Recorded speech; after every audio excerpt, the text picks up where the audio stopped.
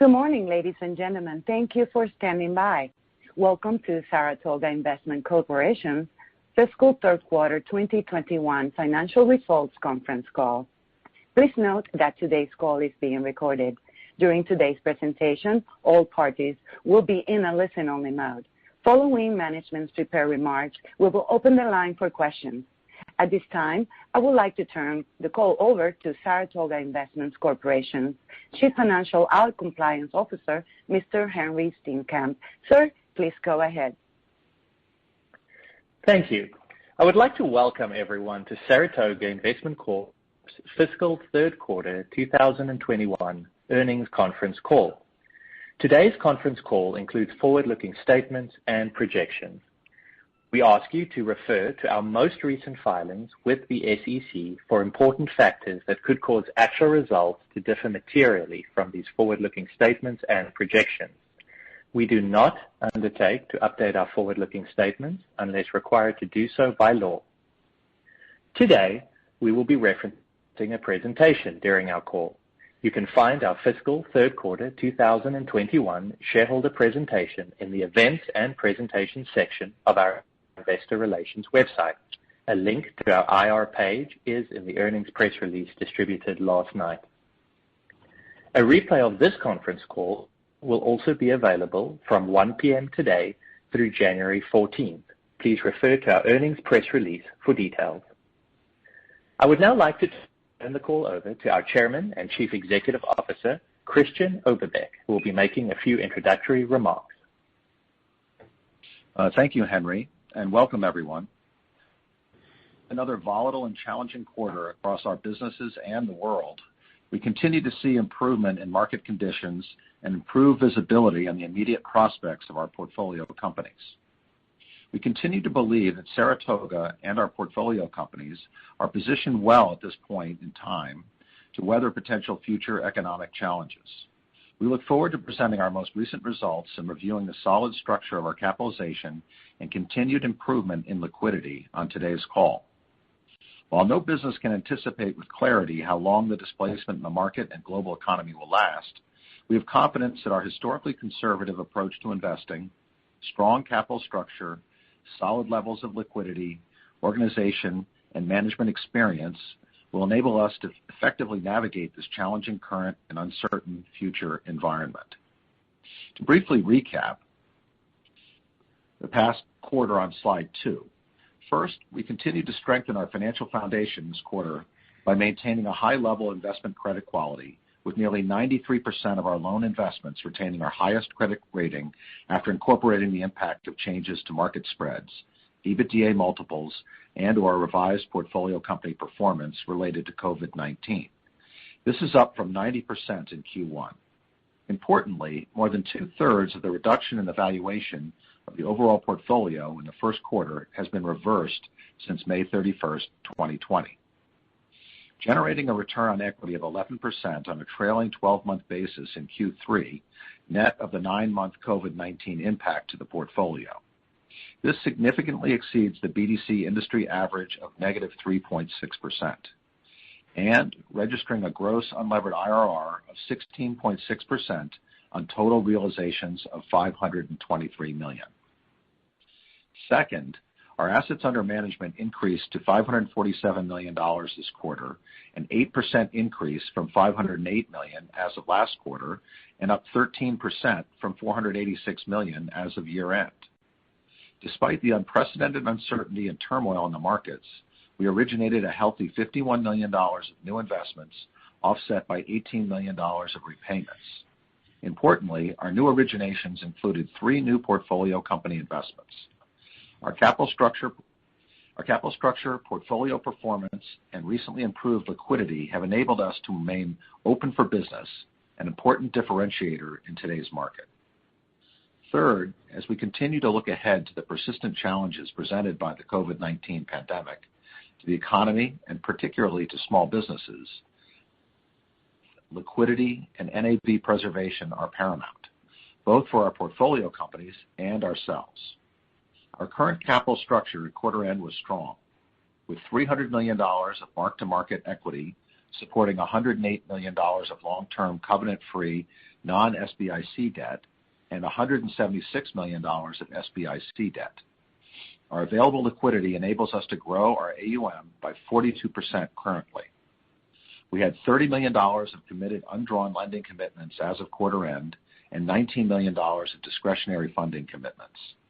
Our quarter end regulatory leverage of 377% substantially exceeds our 150% requirement. Finally, reflecting on our improved liquidity and overall portfolio resiliency, the Board of Directors decided to increase our quarterly dividend by 1 cent to 42 cents per share for the quarter ended November 30th, 2020. We will continue to reassess the amount of our dividends on at least a quarterly basis as we gain better visibility on the long-term economy and fundamental business performance. As discussed on previous calls, we have historically managed our compliance obligations conservatively, such that we have had no ordinary income obligations going into this fiscal year, and therefore substantial spillover flexibility and consequent liquidity. Payment of this increased dividend further preserves our spillover liquidity position. This quarter saw continued solid performance within our key performance indicators as compared to the quarters ended November 30th, 2019 and August 31st, 2020, and considering the current economic environment. Our adjusted NII is $5.5 million this quarter, unchanged versus $5.5 million last quarter, and down 10% versus $6.1 million last year. Our adjusted NII per share is 50 cents this quarter, up from 49 cents last quarter, and down from 61 cents last year. Latest 12 months return on equity is 11%, currently the second highest in the BDC industry, and our NAV per share is $26.84, up 6% from $25.30 last year, and up 1% from $26.68 last quarter. This is the 11th quarterly increase in the past 13 quarters and the highest year-over-year growth in the BDC industry, with only one other BDC having grown NAV per share over the last 12 months. Henry will provide more detail later. As in the past, we remain committed to further advancing the overall long-term size and quality of our asset base. As you can see on slide 3, our assets under management has steadily risen since we took over the BDC, and the quality of our credits remains high. AUM increased to $547 million at fair value in Q3, an 8% increase since last quarter. With that, I would now like to turn the call back over to Henry to review our financial results, as well as the composition and performance of our portfolio. Thank you, Chris. Slide 4 highlights our key performance metrics for the quarter ended November 30, 2020. When adjusting for the incentive fee accrual related to net capital gains in the second incentive fee calculation, adjusted NII of $5.5 million was unchanged from last quarter and down 10% from $6.1 million as compared to last year's Q3. Adjusted NII per share was 50 cents, down 11 cents from 61 cents per share last year, and up 1% from 49 cents per share last quarter.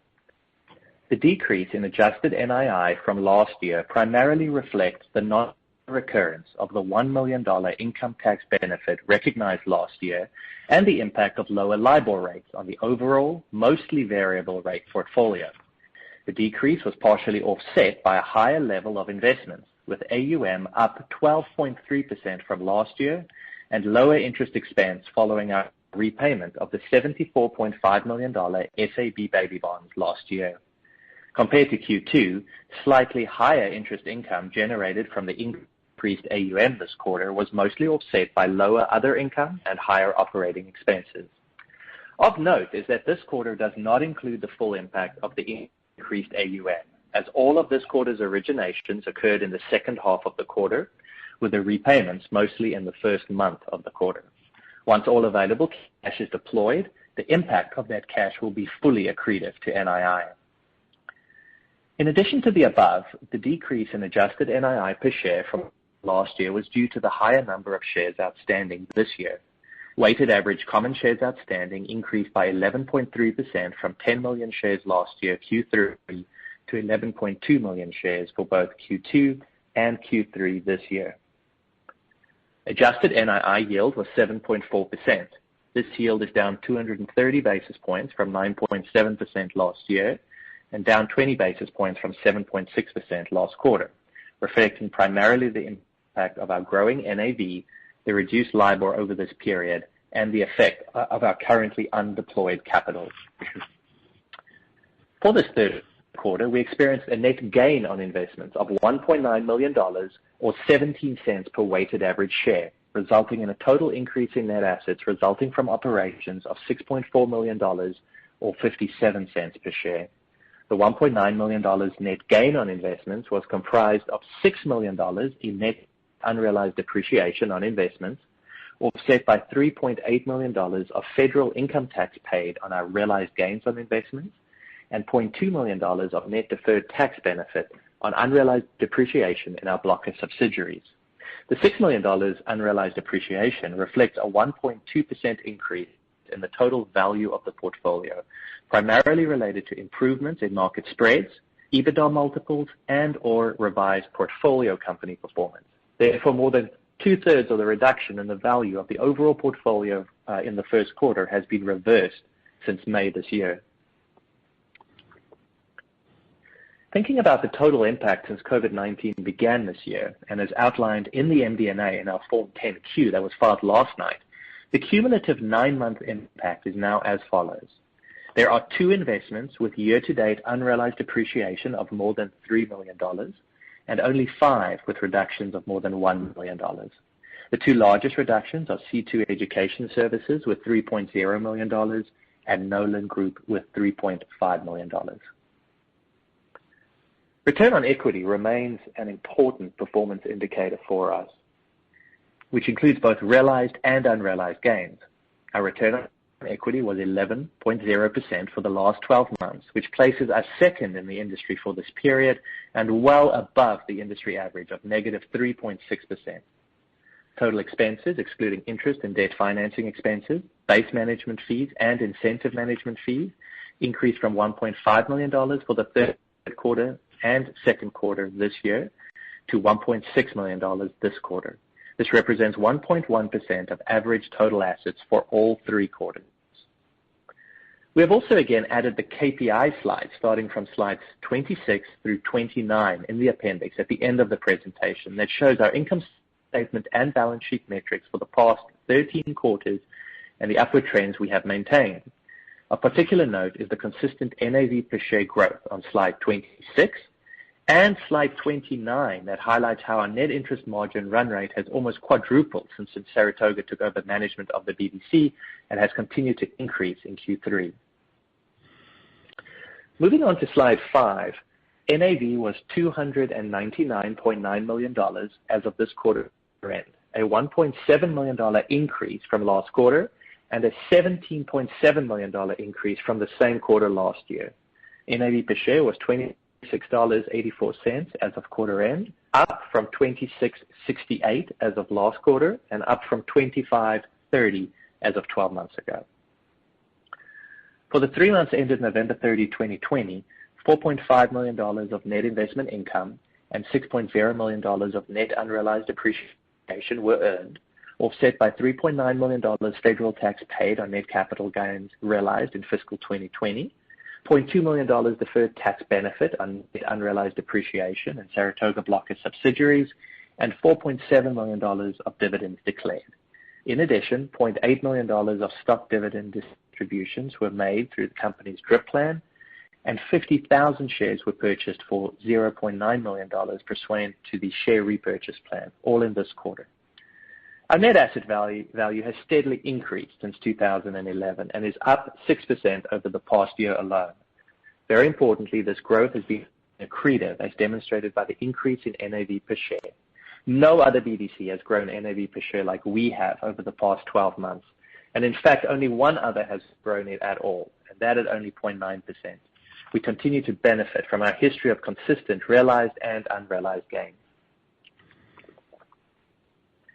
On slide 6, you will see a simple reconciliation of the major changes in NII and NAV per share on a sequential quarterly basis.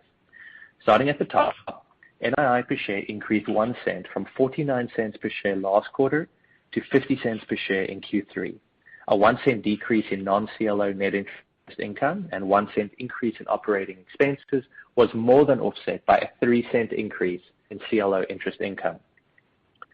Moving on to the lower half of the slide, this reconciles the 16 cents NAV per share increase for the quarter. The 40 cents of NII and 54 cents of net unrealized appreciation on investments were partially offset by the 35 cents tax impact of net capital gains realized in fiscal 2020, 2 cent net change in deferred taxes on net realized gains in Saratoga Investments blocker subsidiaries, and 41 cent dividend paid in Q3. Slide 7 outlines the dry powder available to us as of November 30, 2020, which totaled $227.9 million. This was spread between our available cash, undrawn SBA debentures, and undrawn Madison facility. This quarter-end level of available liquidity allows us to grow our assets by an additional 42% without the need for external financing, with $54 million of it being cash, and that's fully accretive to NII when deployed, and $149 million in SBA debentures with an all-in cost of less than 2%, also very accretive. We remain pleased with our liquidity position, especially taking into account the overall conservative nature of our balance sheet and the fact that all our debt is long-term in nature and mostly fixed rate. Now we'd like to move on to slides 8 through 11 and review the composition and yield of our investment portfolio. Slide 8 shows that our composition and weighted average current yields have changed slightly as compared to the past. We now have $547 million of AUM at fair value invested in 42 portfolio companies and 1 CLO fund. Our first lien percentage represents 75% of our total investment, of which 9% of that is in first lien last out positions. On slide 9, you can see how the yield on our core BDC assets, excluding our CLO, as well as our total asset yield, has dropped below 10%, yet remains healthy. This quarter, our overall yield decreased slightly by 20 basis points to 9.4%, and our core asset yield by the same margin to 9.7% as compared to Q2. But with LIBOR already below floors, this was purely because of the increase in our fair value. This is demonstrated by our core asset yield based on cost remaining unchanged at 9.5%. As a reminder, 100 basis points is our lowest floor, so we do not expect to see further decreases in LIBOR really impact interest income. Our CLO yield is 11.8%, and our CLO is current and performing. Turning to slide 10, our investments remain highly diversified by type as well as in terms of geography. During the third fiscal quarter, we made investments of $51.3 million in 3 new portfolio companies and 5 follow-ons, and had $18.3 million in 2 exits plus amortizations, resulting in a net increase in investments of $33 million for the quarter. On slide 11, you can see the industry breadth and diversity that our portfolio represents. Our investments are spread over 32 distinct industries with a large focus on education software, IT services, and education and healthcare services. In addition, our total investment in the CLO is reflected as structured finance securities. Of our total investment portfolio, 5.7% consists of equity interests, which remain an important part of our overall investment strategy. For the past 9 fiscal years, including Q3, we had a combined $59.6 million of net realized gains from the sale of equity interests or sale or early redemption of other investments. Over 2/3 of these gains were fully accretive to NAV due to the unused capital loss carryforwards that were carried over from when Saratoga took over management of the BDC.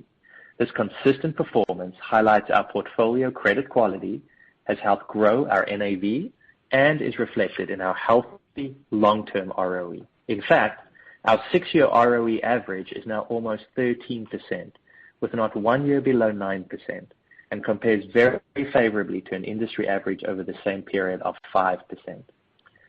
That concludes my financial and portfolio review. I will now turn the call over to Michael Grisius, our Chief Investment Officer, for an overview of the investment market. Thank you, Henry. I'll take a couple of minutes to describe the current state of the market as we see it, and then comment on our current portfolio performance and investment strategy in light of the continued impact of COVID-19 and the unique economic environment. Market conditions continue to be affected by COVID-19, but to a far lesser extent than earlier in the crisis. We are seeing rebounding transaction volumes, tightening credit yields, and a general lessening of risk aversion in the market. Earlier in the crisis, deals were mostly limited to existing portfolio companies either pursuing growth initiatives or seeking liquidity. This started to change in our Q2, and this trend we saw in Q2 of more originations with new platform companies continued into Q3.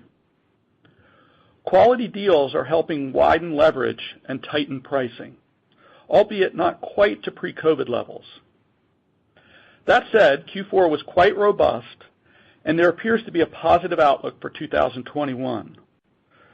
Lenders in our market are for the most part staying disciplined with covenants and requiring deals to have healthy equity capitalizations. In uncertain economic times such as these, our underwriting bar remains higher than usual. Nonetheless, we are actively seeking and finding opportunities to deploy capital. We believe that compelling risk-adjusted returns can be achieved by deploying capital in support of those highly select businesses that have demonstrated strength and durability in the midst of this difficult environment. We have invested in 10 new platform investments since the onset of the pandemic, including 5 in this past calendar quarter alone. We also remain actively engaged with our portfolio companies. We have found that our portfolio companies have generally taken the right steps to help mitigate both the near and long-term effect of COVID-19 on their businesses. Now, as we've mentioned before, many of them were also able to avail themselves of the Paycheck Protection Program, or PPP, loan relief.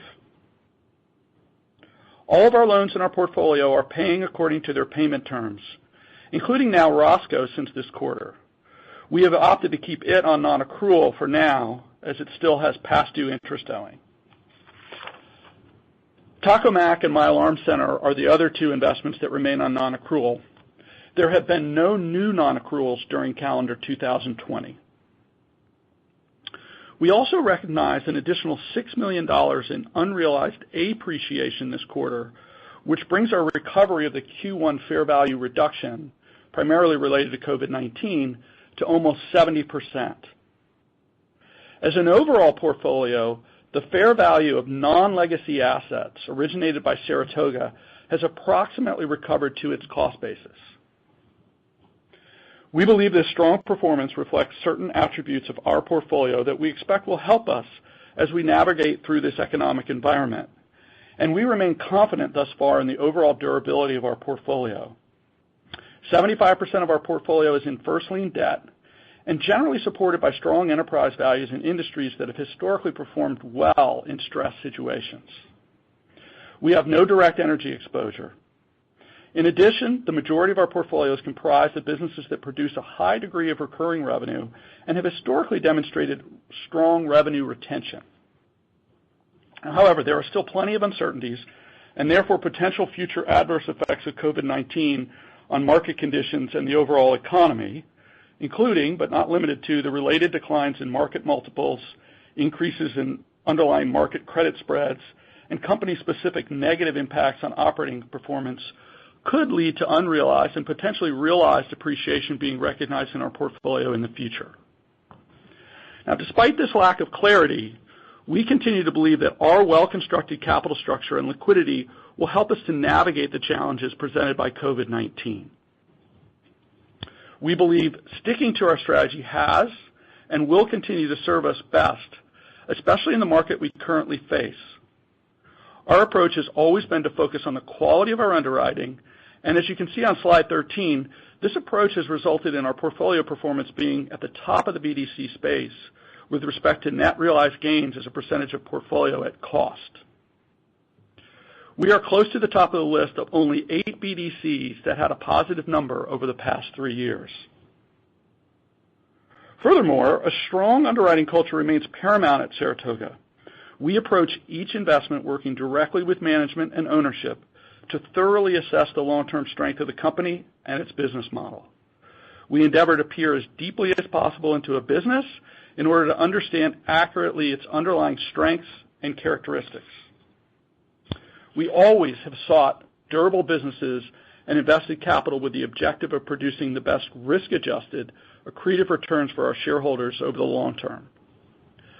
Our internal credit quality rating reflects the impact of COVID and shows that nearly 93% of our portfolio at our highest credit rating as of quarter end, up slightly as compared to last quarter.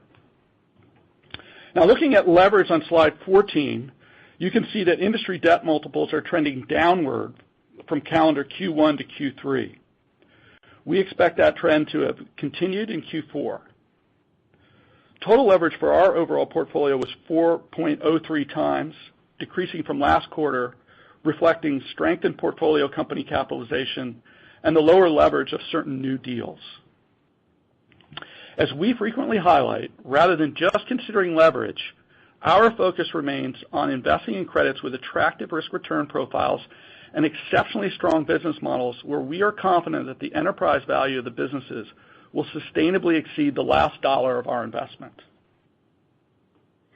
In addition, the slide illustrates our strengthening ability to generate new investments over the long term, even in the midst of difficult market dynamics. During the calendar year 2020, we added 11 new portfolio companies and made 26 follow-on investments, including 8 follow-ons that supported portfolio companies' liquidity during COVID-19. This is easily the year in which we have executed both the most new portfolio company investments and most deal closings, reflecting ongoing emphasis on broadening our origination capabilities. Moving on to slide 15, our team's skill set, experience, and relationships continue to mature, and our significant focus on business development has led to new strategic relationships that have become sources for new deals. We recently hired an additional senior resource to continue to grow this important function and demonstrate our focus on this strategic priority. The number of new business opportunities has been greatly impacted by COVID-19, although we are beginning to see more active deal pipeline. But what is especially pleasing is that a quarter of our term sheets issued over the past 12 months and 4 of our 11 new portfolio company investments are from newly formed relationships, reflecting notable progress as we expand our business development efforts. There are a number of factors that give us measured confidence that, despite a decline in deal activity, we can continue to grow our AUM steadily in this environment, as well as over the long term. First, we continue to grow our reach into the marketplace, as is evidenced by several investments we have recently made with newly formed relationships. Second, we have developed numerous deep, long-term relationships with active and established firms that look to us as their preferred source of financing. Third, we continue to see plenty of investment opportunities in industry segments that are experiencing long-term secular growth trends, and within which we have intentionally developed expertise. As you can see on slide 16, our overall portfolio credit quality remains solid. On the chart to the right, you can see the total gross unlevered IRR on our $502 million of combined weighted SBIC and BDC unrealized investments is 12.5% since Saratoga took over management. More than 2/3 of the Q1 markdowns have bounced back since then, and what remains is across a wide variety of companies. We do not believe that the remaining unrealized appreciation changes our view of their fundamental long-term performance. The 3 largest appreciations are in our Nolan Group, C2 Education, and Arbiter Sports investments, all 3 of which are more dependent on in-person human interaction. Our investment approach has yielded exceptional realized returns. The gross unlevered IRR on realized investments made by the Saratoga Investment Management team is 16.6% on approximately $523 million of realizations. Now, moving on to slide 17, you can see our first SBIC license is fully funded with $222.3 million invested at cost as of quarter end. Our second SBIC license has already been funded with $69 million of equity, of which $98 million of equity in SBA debentures have been deployed.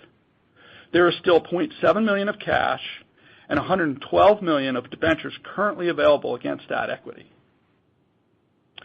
In looking back at Q3, and really the whole year, the way the portfolio has proven itself to be well-constructed and resilient against the impact of COVID-19 really came to the fore in the past 9 months, demonstrating the strength of our team, platform, and portfolio, and our overall underwriting and due diligence procedures.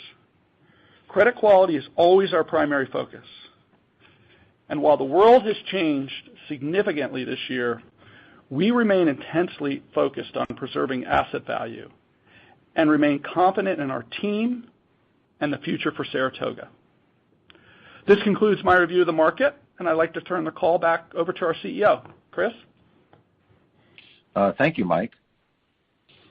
As outlined on slide 18, following Saratoga Investment's recent capital raises and the current performance of its portfolio, the board of directors has decided to declare a 42-cent per share dividend for the quarter ended November 30th, 2020. This reflects a 1-cent increase from last quarter. The board of directors will continue to reassess this on at least a quarterly basis, considering both company and economic factors. Moving to slide 19, our total return for the last 12 months, which includes both capital appreciation and dividends, has generated total returns of negative 12%, in line with the BDC index of negative 12%. Latest 12 months total return was impacted by COVID-19, which has caused volatility, severe market dislocations, and liquidity constraints in many markets, particularly impacting the smaller BDCs, with average latest 12-month returns for BDCs with NAV below $300 million, closer to negative 16%. Our longer-term performance is outlined on our next slide, 20. Our 3- and 5-year returns place us in the top 15 and top 2, respectively, of all BDCs for both time horizons. Over the past 3 years, our 17% return outperformed the 4% return of the index, and over the past 5 years, our 123% return greatly exceeded the index's 33% return. On slide 21, you can further see our outperformance placed in the context of the broader industry and specific to certain key performance metrics. We remain above the industry average across diverse key categories, including interest yield on the portfolio, latest 12 months return on equity, and latest 12 months NAV per share growth. We continue to focus on our latest 12 months return on equity and NAV per share outperformance, which are top 2 and first respectively, and reflects the growing value our shareholders are receiving. Not only are we one of the few BDCs to have grown NAV, we have done it accretively by also growing NAV per share, one of only 2 BDCs to have done that in the past year. Moving on to slide 22, all of our initiatives discussed on this call are designed to make Saratoga Investment a highly competitive BDC that is attractive to the capital markets community. We believe that our differentiated characteristics outlined on this slide will help drive the size and quality of our investor base, including adding more institutions. Our differentiating characteristics include maintaining one of the highest levels of management ownership in the industry at 15%, access to low cost and long-term liquidity with which to support our portfolio and make accretive investments, receipt of our second SBIC license providing sub 2% cost liquidity, a BBB investment grade rating, and active public and private baby bond issuances, solid historic earnings per share and NII yield, strong and industry-leading historic return on equity accompanied by growing NAV and NAV per share, putting us at the top of the industry for both, high-quality expansion of assets under management, and an attractive risk profile. In addition, our historically high credit quality portfolio contains minimal exposure to conventionally cyclical industries, including the oil and gas industry. We remain confident that our experienced management team, historically strong underwriting standards, and tested investment strategy will serve us well in battling through the substantial challenges in the current and future environment, and that our balance sheet, capital structure, and liquidity will benefit Saratoga shareholders in the near and long term. In closing, I would again like to thank all of our shareholders for their ongoing support, and I would like to now open the call for questions. Thank you. And ladies and gentlemen, to ask a question, you will need to press star 1 on your telephone. To withdraw your question, press the pound key. Please stand by while we compile the Q&A roster.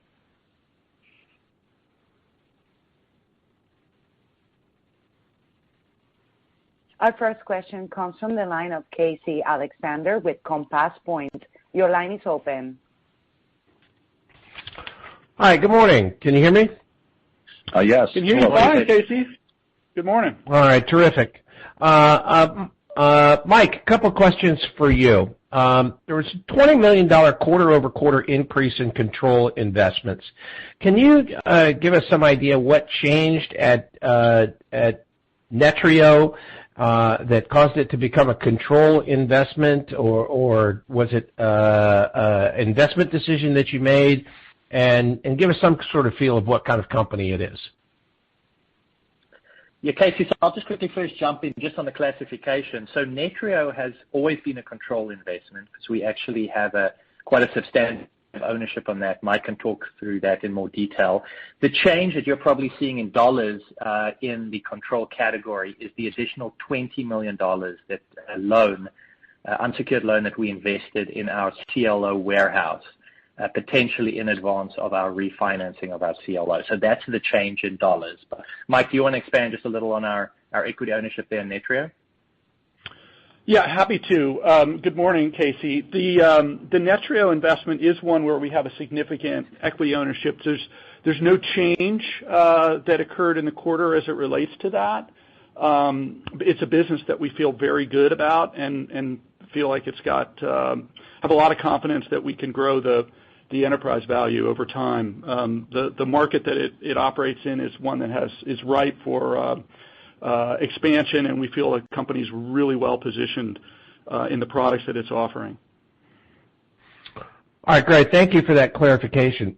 Secondly, there was an increase in unsecured term loans, and yet those term loans are at a yield that is pretty far below the weighted average yield of the entire portfolio. So did you guys grab an investment in a broadly syndicated loan during the quarter, or what caused that change?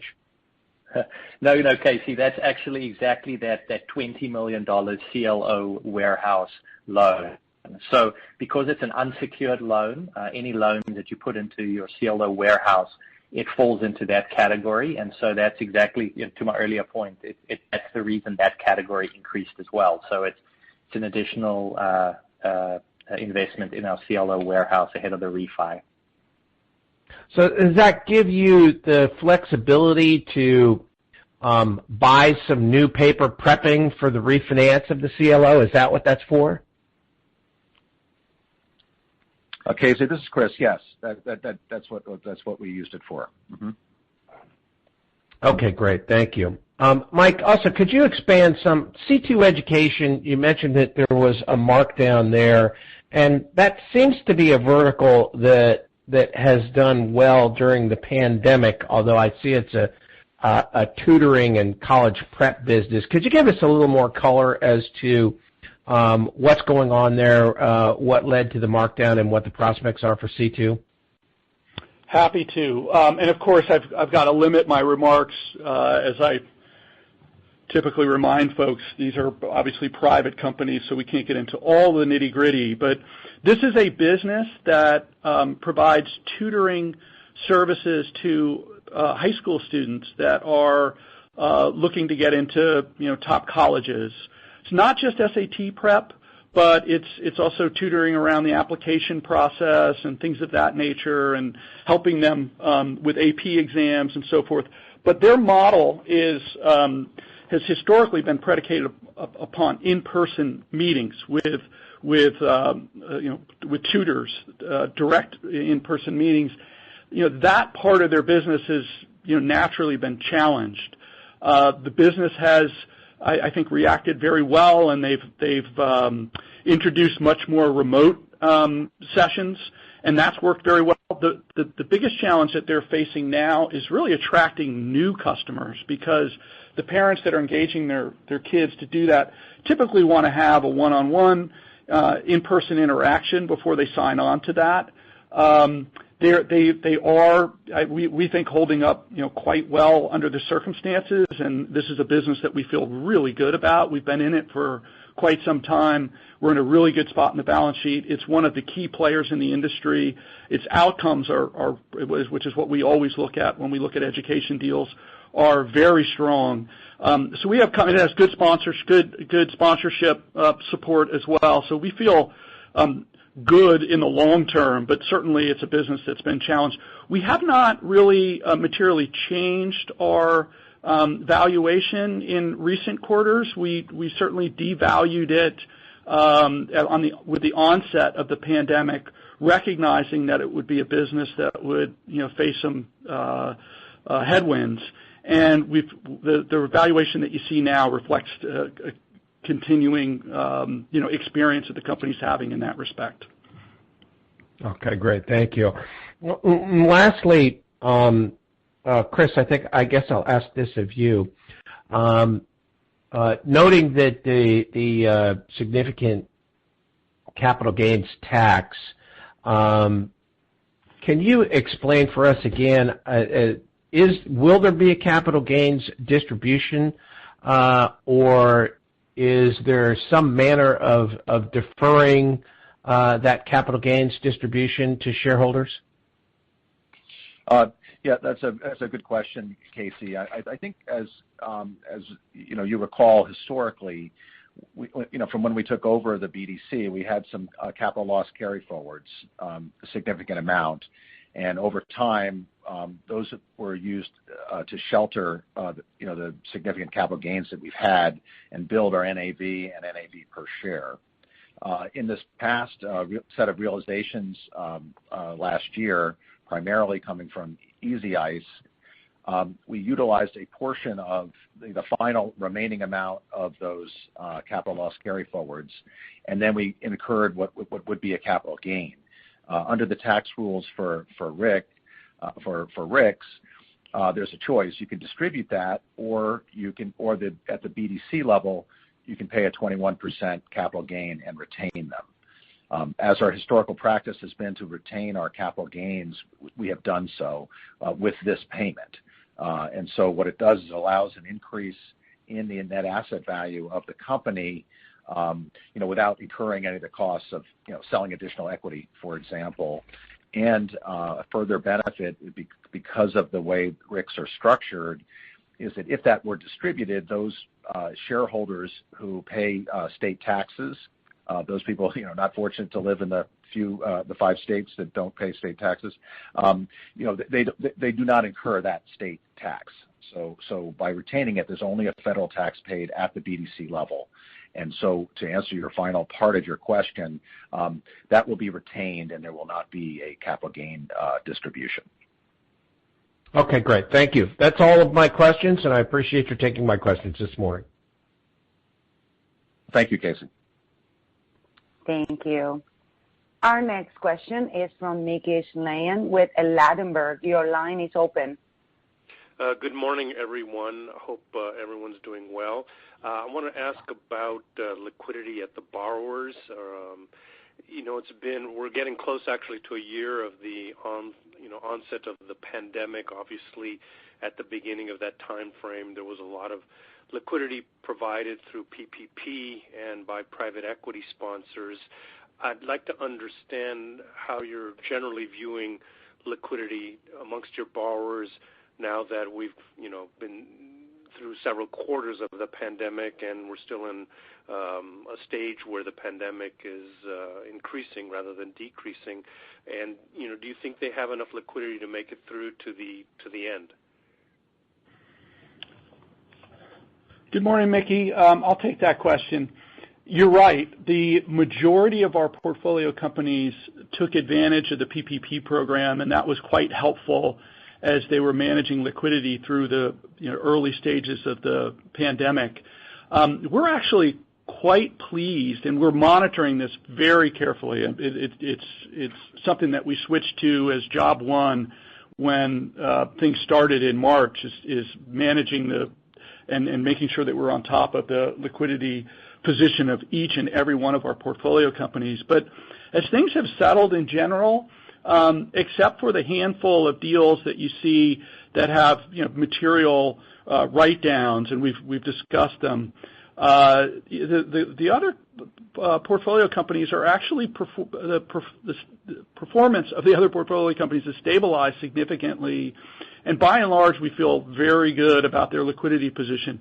Even those businesses where we have a significant write-down, we have worked with management and the ownerships to make sure that we understand their liquidity needs, and we feel good about the position that they're in that respect. We've got sponsorships that's very good, or the company has put themselves in a position where they've reduced their costs and managed to keep their profitability that's appropriate for the environment that they're dealing with right now. Mike, in terms of those, let's call them problem deals, are those all sponsored transactions? The three that we referenced are all sponsored transactions. Of course, we invest in non-sponsored transactions as well, but my comments on the portfolio overall apply to both. Okay, and amongst those sponsors, are these three investments deals that they believe will ultimately survive the pandemic, and do you think they're willing to write more equity checks to keep those businesses afloat until later this year when the backdrop improves? Well, I think the important thing, and I want to make sure that we make this message clear, because we referenced those three businesses, and they constitute the largest portion of our remaining devaluation in the portfolio due to COVID. Each one of those businesses, we feel very good about their long-term prospects. In Nolan's case and in Arbiter's case, they're each the absolute leader in their market niche, and both supported by very good sponsorship, and their liquidity position is strong. In C2's case, also sponsored, they're not the absolute leader in their space. It's a space that has some other competitors, but it's one of the leading companies in its space. And in each one of these businesses, and this is really important because it's how we think about underwriting on the front end, the value proposition that they're making for their customers has fundamentally not changed. So we don't feel like if the world returns to any sense of normalcy that these companies won't recover. We think that they'll be right back to where they had been before. Now, there's never certainty around that, but that's our expectation, and we think that they're all adequately capitalized to ride the storm, if you will. That's excuse me. That's very helpful, Mike. Thank you for that. Turning to the CLO, I have a couple of questions. I noticed that the CLO equity's estimated yield increased quarter to quarter, and I realize it's at the end of its reinvestment period. Was there anything we should understand in terms of the dynamics of that investment that caused the estimated yield to go up? It's really primarily a reflection of the performance of the CLO this past three months. The past quarter, Mickey, CLO had a really strong performance, and as you could see, it was actually up quarter over quarter in valuation, and actually would have been up in valuation even more if not for the fact that we did change one of our assumptions. We increased our prepayment rate from 10% to 20%, reflecting the information we're getting from the desks and the prepayment trends over the past quarter or so, which offset some of the increase in value. But the full impact of the strong performance came through in the actual cash flows and thus in the effective interest rate. Okay. And Henry, at a high level, what it looks like do you expect the CLO to be upsized upon refinancing, and what sort of timing are we looking at in terms of the refinancing? Mickey, maybe I'll step in for that one. We do have a warehouse attached to our CLO, and as we discussed earlier, we have funded into that, and so we do have assets in the warehouse, and so we already have some assets that could allow us to upsize. And we also have additional leverage, which we have not fully utilized in the warehouse.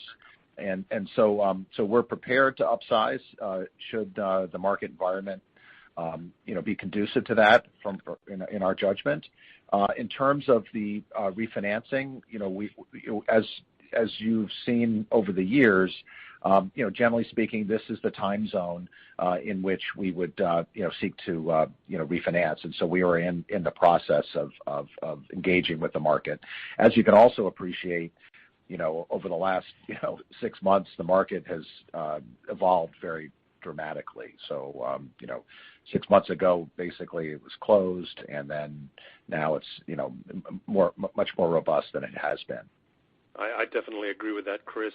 And given sort of market terms available right now in CLO, can you give us a sense of what level of estimated yield we might see on that CLO once it's refinanced, and what level of fee income the manager or the BDC can earn from the upsized CLO?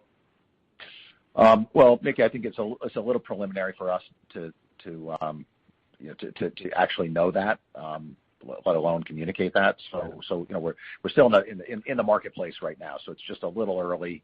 I think our next conversation we would probably have it done by then, hopefully. Okay. And one just sort of last housekeeping question, maybe for Henry. What is the level of the undistributed ordinary taxable income per share?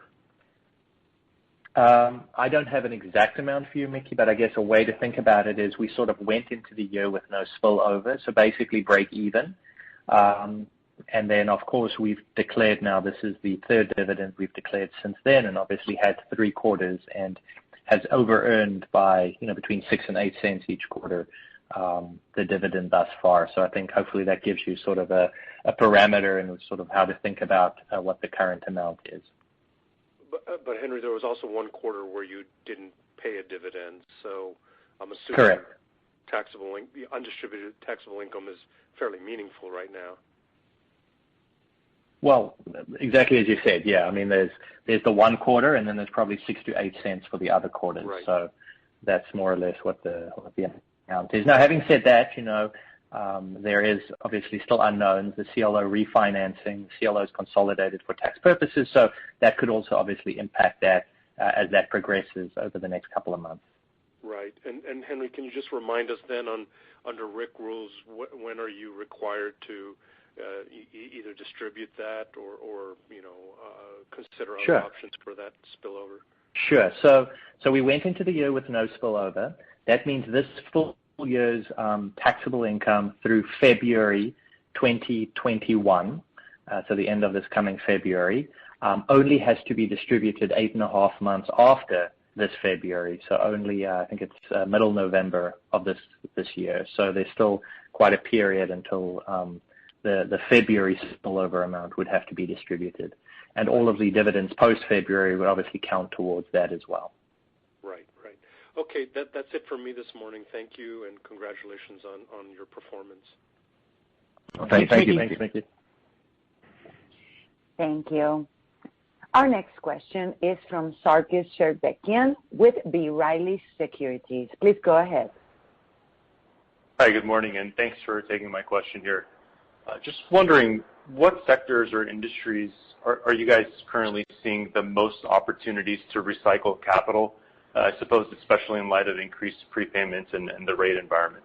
Thank you. Good morning. I'll take that. I think we're the way we think about it is more the flip side of that, which is where are we not seeing opportunities or where are we avoiding investing capital, and certainly they're generally the obvious ones in the COVID environment. So we're avoiding doing anything new in the hospitality space, in the travel and leisure space, certainly restaurants, those types of industries that are most greatly affected in COVID.